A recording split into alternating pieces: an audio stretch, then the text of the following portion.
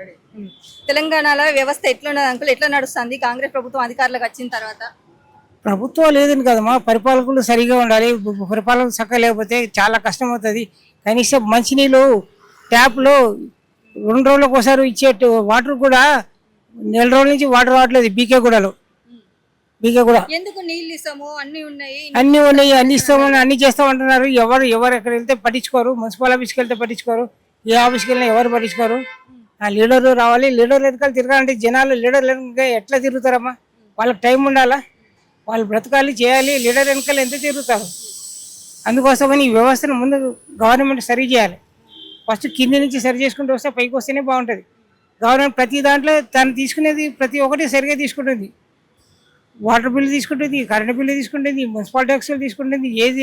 ఏది లేట్ అయితే దాని పెనాల్టీ అంటే మరి ప్రజలకు ఇబ్బందులు అంటే ఇవన్నీ ప్రతిరోజు రేట్లు పెరుగుతూనే ఉన్నాయి. పెట్రోల్ చాలా కూడా పెరిగిందిగా ఇప్పుడు. పెట్రోల్ రేట్ కూడా పెరిగి ప్రతి ఒక్కటి వేరే స్టేట్లలో కనీసం లాస్ట్ టైం గవర్నమెంట్లో తగ్గించినాయి, ఇక్కడ అది కూడా తగ్గించలేదు. ఇక్కడ అది కూడా అవసరం ఉంది. ఇక్కడ ఇప్పుడు గవర్నమెంట్ ట్యాక్సులు కూడా తగ్గించుకోవాలి, అన్ని తగ్గించుకోవాలి. జనాలను పీడిస్తున్నారు. గవర్నమెంట్ ఎవరైనా కాదు, పరిపాలకులు సరిగ్గా ఉంటేనే అవుతుంది.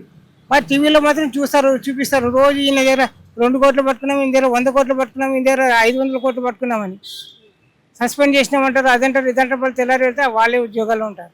ఇది వ్యవస్థ. అందుకోసమని వ్యవస్థ మారాలి. అంటే రేవంత్ సర్కార్ వచ్చిన తర్వాత మేము అది చేస్తాము, ఇది చేస్తాము, నిధులు ఇస్తాము, నీళ్ళు ఇస్తాము, కరెంట్ ఇస్తాము. ఇప్పుడు కరెంట్ విషయానికి వచ్చేసరికి మీటర్లు తీసేసి స్మార్ట్ మీటర్లు పెడుతున్నాము అనేసి అని అంటున్నారు. అంటే ఉచిత కరెంట్ పోయినట్టే కదా, దీని గురించి ఏమంటారు? ఉచిత కరెంట్ మాకు ఈ రోజు వరకు ఎప్పుడు ఇవ్వలేదమ్మా.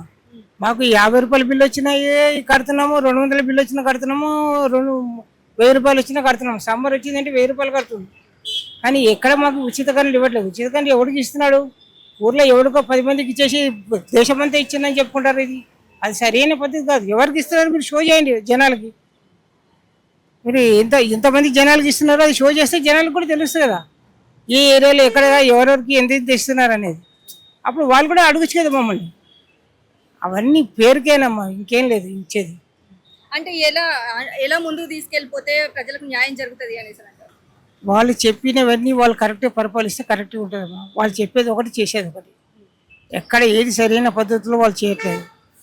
వాళ్ళు మేము చేస్తామంటారు, చూస్తామంటారు. అక్కడికి వెళ్తే మున్సిపల్ ఆఫీస్కి వెళ్తే కూడా ఎవరు పట్టించుకునే వాళ్ళు ఉండరు. ఏ ఒకటి సరైన సిస్టమ్ ఉండదు. కనీసం ఆ చెత్త ఆవిడ కూడా మాట వినట్లేదు ఈ మధ్యలో. అట్లా అయిపోయింది పరిస్థితి. అందుకోసం ఈ వ్యవస్థను ముందు సరి చేసుకోమన్నాను గవర్నమెంట్కి. నా సలహా అంతవరకు. Thank you.